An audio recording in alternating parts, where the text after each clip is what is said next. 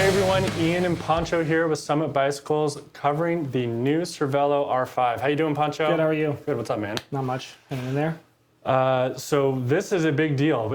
We've been waiting quite a while for this bike. It's been pushed back a number of times. Super excited, man. This thing it's beautiful too, Yeah. right? Like all this weight and now it's here and it's one of the best looking road bikes I think I've ever seen. Yeah, That's for sure.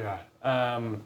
Great bike to look at. So let's dive straight in. So Cervelo approaches their new designs in a really kind of deep theoretical way. What were the three big targets for this module, this frame, and this bike? Right, so they went to their Pro Tour team, Team Jumbo-Visma, and their requests were ride quality was the most important, right? You couldn't lose the legendary ride quality of the previous R5. They wanted the handling and then the weight. Mm-hmm. So it's got to be stiff enough for Pro Tour riders, and then it's got to be comfortable enough for Grand Tour riders as well. That's right, because they use this Same in bike. both, right? Yeah, absolutely. Exactly. Cool. So Pancho, what did the frame weight come in at? They came in at 700 grams for the frame and 330 for the fork. Which is roughly 160 grams better. That's correct. Than the previous R5. That's pretty impressive. It's a lot of weight for sure. Yeah, all while improving the stiffness and the comfort of the overall frame. And then most of the weight came out of the main frame and less out of the fork to maintain that legendary ride quality that the R5 is so famous for. Yeah, 30 grams out of the fork, where the rest, 130, came out of the frame. Right. So the other big thing that they worked on for this frame was the aerodynamics. The R5 typically is kind of their climbing bike and weight's the emphasis and, you know, getting uphill the fastest. But they had a classic line. It was, what goes up must come down, kind of alluding to the fact that it needs to be aero as well. So you want to talk about that? Yeah, they made a modification to that down tube, head tube area with the fork. It's the fork chin, they call it. Mm-hmm. And they were able to improve aerodynamics while not sacrificing any weight or decrease in stiffness. Yeah, if you look at it, and if there wasn't a seam there, it would look like it was one complete mold. Right, it looks super smooth. In terms of how it pairs together. Yeah. Did they address the aerodynamics in any other parts of the bike? Yeah, they did it with tube shape. They made the down tube a lot slimmer. But that also helped with ride quality. So that one did tube shape, or the tube shape of the down tube helped ride quality and aero. Got it. Okay, cool. So let's get into some of the other details of the frame itself. So like tire clearance is a big issue now, disc brakes, compatibility. We'll start with tire clearance. Sure. So tire clearance is 34 mil. So that's, you can run 4 mil on either side of that 34, 35 mil tire, but that also depends on the true to size. So that 34 mil measurement is the actual width of the tire. So if your, stated width of your brand tire that you run is 32 or 35, right? The true width has to be 34, regardless of the stated width of the company. Got it. Those important points. Right. The other interesting aspect, so this is a wireless group only, right? Yeah, so the way they redesigned the stem and the bar, and the bar is designed so that you really can't run mechanical shifting. There's only room for a wireless setup. So, Dura-Ace, previous Dura-Ace mechanical or SRAM mechanical doesn't really fit. If you look very close to the seams and the divots on the bar are only for wireless. Got it. So you have to get the group that you should have. Yeah, you have to get the group that you need to have with this bike, right? Don't try to put an old mechanical group set on the new R5. It's not what it's for. Yeah, I think we know a shop or two where you could get a wireless group set. So. Yeah, I think I know a place. Yeah. Talk about the stem, steer tube, and kind of other features of the bar. Yeah, so the stem and steer tube, now they have a compression plug, which if you're not a home mechanic, we love it because our mechanics at the shop hated the previous glue-in plug. Not that we hated it, but it wasn't the most ideal thing to work with. Now that it's got its own compression plug for the steer tube, it's D-shaped like Caledonia 5, Sparrow 5. So it's a lot easier to work with in that respect. Yeah, which makes it, if you ever need to cut your steer tube, having the glued star plug before made it much more difficult to adjust. Although it wasn't common, but the compression star nut is a lot better. Oh, it's much easier to work with now, for sure.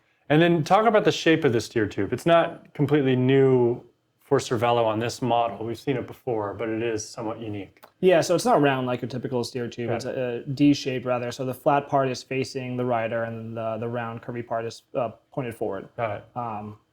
So why did they do that with the steer tube? Well, they did it for alignment and then security of the stem to the bar. So it's going to be easier to get the bar straight front and back without having to fidget with the millimeters left to right when you're adjusting the bike. And then for security, so it's not going to slip left and right also if the bolts aren't dead tight. Yeah, good to know. And then what about the stem? The stem in terms of fitting and all that is new Cervelo, yeah, right? absolutely. So what they did, which was great, was you can get, for the Pro Tour guys, you can get the stem and bar and stack as low as you need to, as the previous R5, but the new one will go more than 20 mil higher. Oh, wow. So you can get more stack on this new bike for the riders that aren't necessarily a Pro Tour rider and don't need that super low stem. That's awesome. Yeah, no, it makes it way more comfortable for humans. Yeah, and the range that the bike can cover in terms of fit is much more expansive. Right, yeah, so that gives you a wider range of fit too. That's Correct. good. Another couple cool features I noticed right off the bat is the integration with the faceplate in terms of mounting computers and lights and all that other stuff is way cleaner. Yeah, so they came up with a new system to mount your computer, and it just looked, like you said, it's just cleaner, it looks better. If you look very closely, there's a notch that you can slip into, or slip the computer mount or light mount to the front of the stem and give you a much more integrated look. Yeah, so it's just a nice, cleaner, your bars don't have all these little doodads over it and iPhones and whatnot. Yeah, so. I mean, cleaning up the cockpit is always a goal for the engineering team. Yeah, that's awesome. What other features on the R5 should we touch on? I really like the fact that Cervelo claims the structural integrity of the bike can be had without seat stays. So. Oh yeah, you had a good story about that. You want to tell Right, that? so yeah, well, I don't know if you all remember at the beginning of the tour this year, there was a lady holding up a sign that caused a big pileup. Long story short, there was a lot of Cervelo team riders part of that pileup. One of them lost one side of their seat stay and were able to finish the stage of the tour. The Cervelo team just said, yeah, run it, it's fine.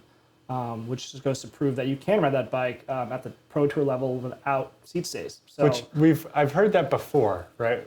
Where they're merely just aesthetic and to meet, was it UCI or something? Yeah, so the UCI requires the bike to have seat stays. So Cervelo has them for the tune ride quality and then for compliance, but on this bike they are not structural. The bike can be ridden, without them. Yeah, which is pretty awesome. I sent some YouTube videos with cut-off seat stays in the future. Yeah, I mean someone's gonna do it, and hopefully someone does. That'll be pretty fun. Yeah, actually. just tag us. Yeah, let's chop up a $6,000 frame set just cause.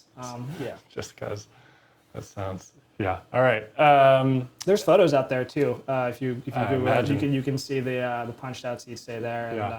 And I mean it's a solid bike. It says a lot. So touching on that, this bike has already won quite a few races. Is that right? Yeah. So on top of winning, I think 4 stages in the tour, it won the Vuelta España most recently. So it's no slouch. That's for sure. It's totally capable of winning a race, given the rider is up for the task.